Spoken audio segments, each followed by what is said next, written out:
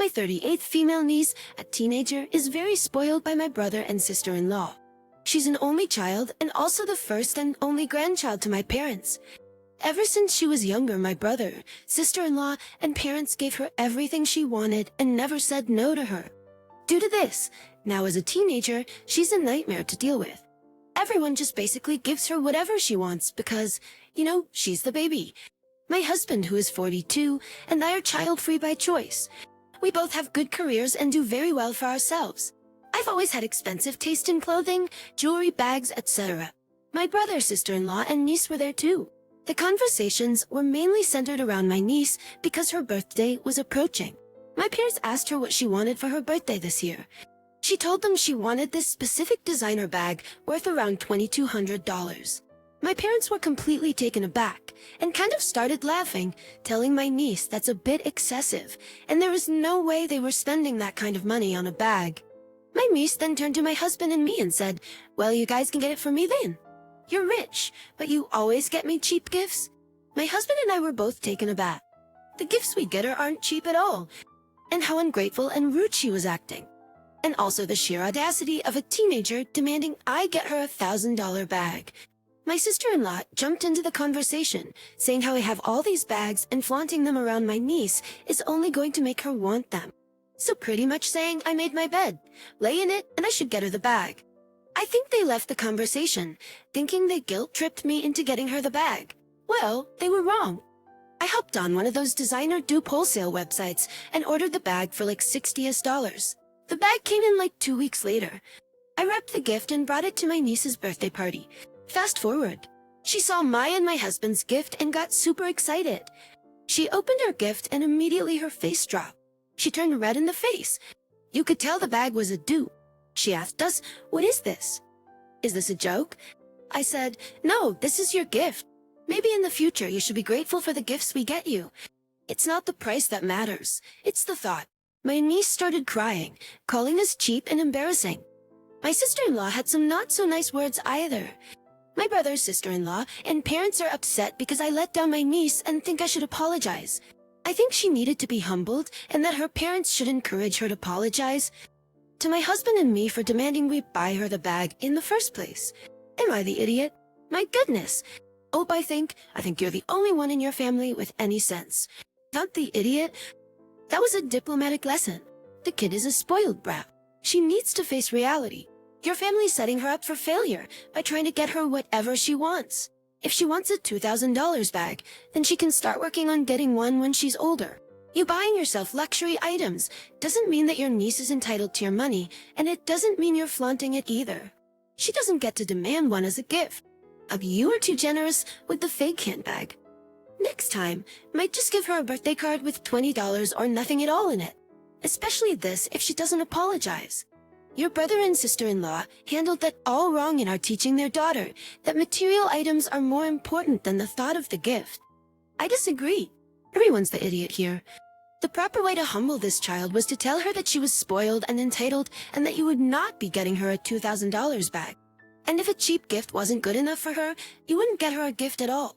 You could have chosen that road, the road filled with truth and integrity. Instead, you played games with her, and haha, you won. Now she thinks you're idiots and hasn't learned a darn thing. She's probably right, even if she is a spoiled brat. Your brother and sister-in-law are terrible parents for raising her to be an entitled brat. You don't have to defend yourself for buying yourself nice things. You've earned it. You know how they say 2 wrongs don't make a right. 2 idiots just equal 2 idiots. Exactly. Does that humble her? Pow. They spoiled her, so they're idiots for sure. But your gift helped nothing. Humbling her would be taking her to volunteer at a women's shelter or to feed the homeless. Your gift did nothing to teach her anything, especially since it was a thoughtless gift, so you can't even say that the gift is what matters. Also, you used the wrong word. You didn't want to humble her. What you wanted was to humiliate your niece. And honestly, you all sound just awful. So I will blame the grandparents for creating this circle of crap. I, 34 female, am the manager of a small retail store. Today's my day off, but I went into the store to make sure everything was set to run smoothly as we have 2 new hires. When I arrived, my friend, employee Kate, 21, female, was in the back showing the other workers some chocolate she got from her boyfriend. They were apparently some fancy gourmet dark chocolate truffles in a little box, and she was showing off the last one. She said she'd eaten the others since they'd come in last Friday, a late second Valentine's Day gift, apparently, and meant to eat the last one last night, but had forgotten. Here's where the issue arises. I asked Kate if I could try it. She looked surprised by the question and took a minute before she answered. Finally, she told me I could buy some on the website, and that she had the little pamphlet with the box showing all the flavors available. She asked if I'd like it, and I told her yes, but I'd like to try the chocolate to see if it was good. She said her boyfriend got them for her, and she didn't think giving her gift to someone else would be right. I laughed and told her in a light-hearted tone that if she wanted to be stingy, she could just say that. A couple of the others laughed, but I guess Kate didn't find it funny. She just stood there and didn't say anything, unlike her. She's very talkative and bubbly. She ended up closing the box of chocolate and said something about forgetting to do something and left the room. I ended up leaving the building about 20 minutes later, and then another hour later. I got a text from my assistant manager, Mala, 47 female, saying Kate asked to leave early because she didn't feel well. I approved through my district manager for her to go since we were staffed well enough for what would probably be a slow day.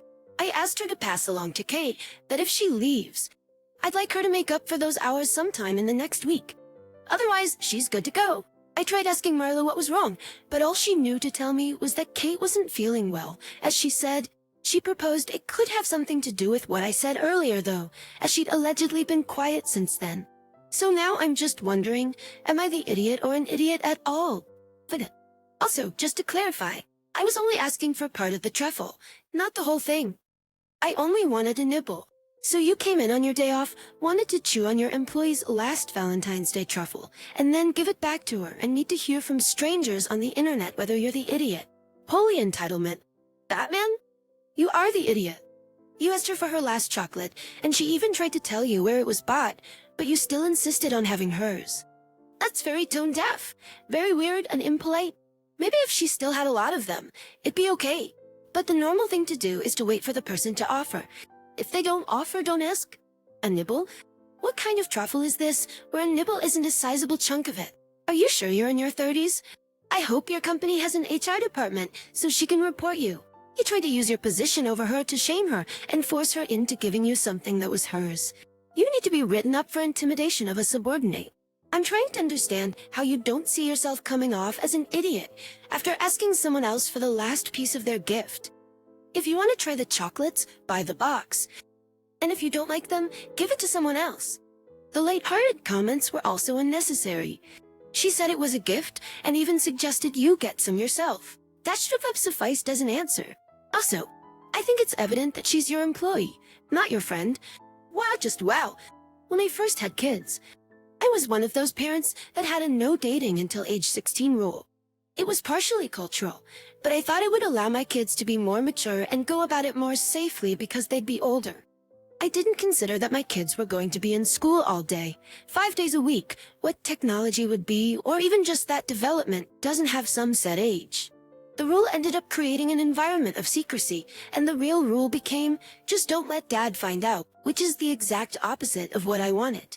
It created far more problems for everyone, got my oldest into preventable situations they shouldn't have been in, and required my youngest to lie to herself, and to me for trying to follow it.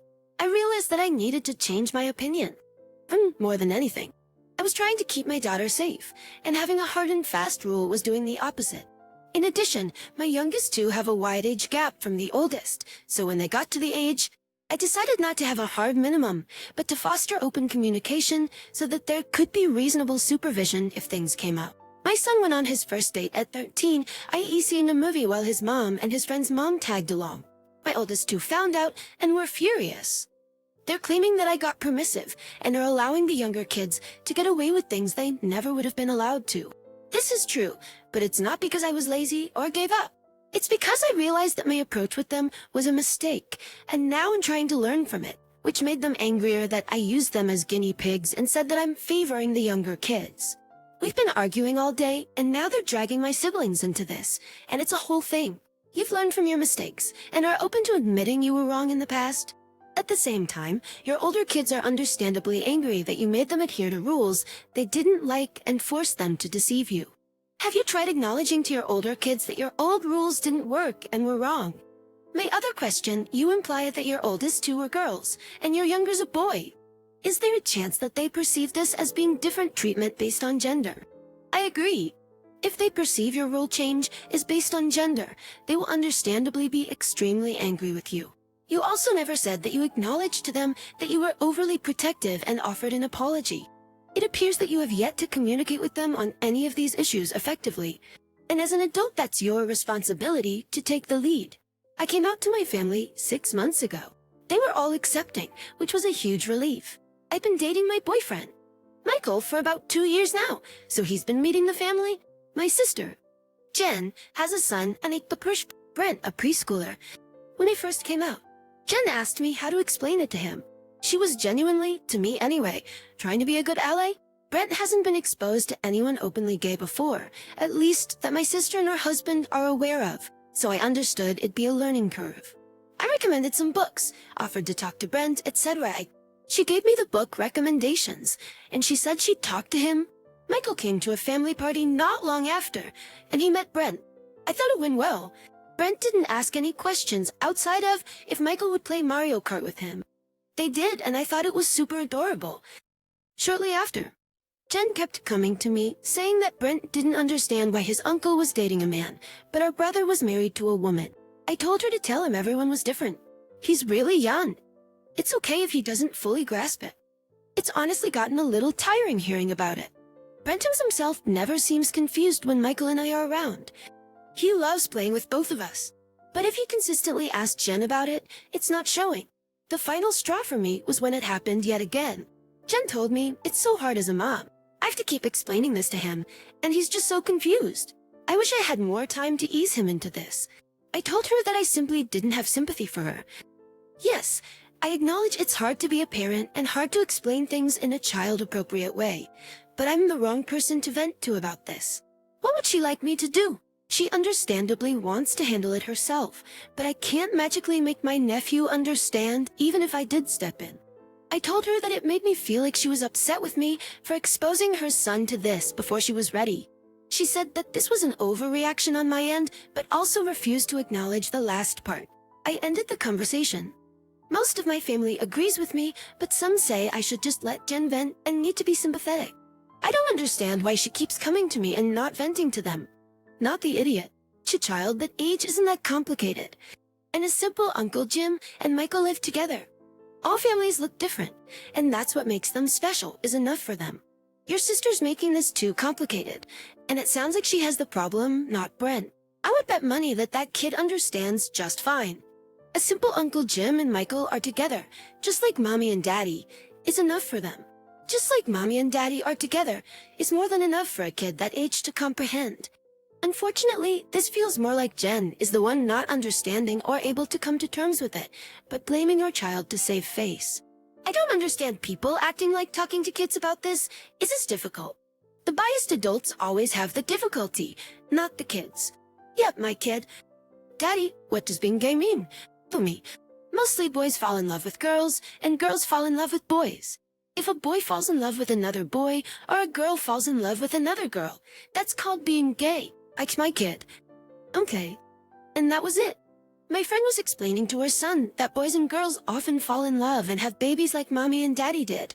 She was about to say sometimes, boys fall in love with boys and girls fall in love with girls and have babies in different ways. But then her son announced that he was going to have babies with his sister because he loves her. And boy, did that combo take a sudden left turn. I'll owe you. That's adorable and super common to say something like that when really young. B. It really doesn't seem like Brent is the one with a problem about this. He gets it just fine. And that's not the reaction she wants, so she's decided to frame that as he's so confused. I doubt he's confused. It just bothers her somehow that, in fact, he doesn't care. You've handled this just fine. I think your response is good. Don't entertain any further venting about this. I'm a proud father of 3, 24 female, 18 male, and a teen female. I planned for everyone in the family to go out of town as a surprise, especially because things have been tough on us lately. I called my oldest daughter, Emma, and she said she couldn't make it because she had to babysit that weekend. Emma's a professional nanny, and she now works full-time for a family of 2 moms with 2 kids. I asked her if she could cancel the weekend and spend the day with us, but she said that she had promised the family she'd take care of their kids and that they were going out of town for a getaway without the kids. I'm kind of sad because they're very understanding and Emma could cancel and they'd be okay, but she doesn't want to. She'd rather give them a vacation than spend time with us. And I told her this. She said she loved her job and that I was being an idiot for pushing this. Does it make me an idiot to want to spend time with my daughter? You are the idiot. I get the appeal of a surprise. But your daughter's an adult with a job, and you expect her to skip it at the drop of a hat.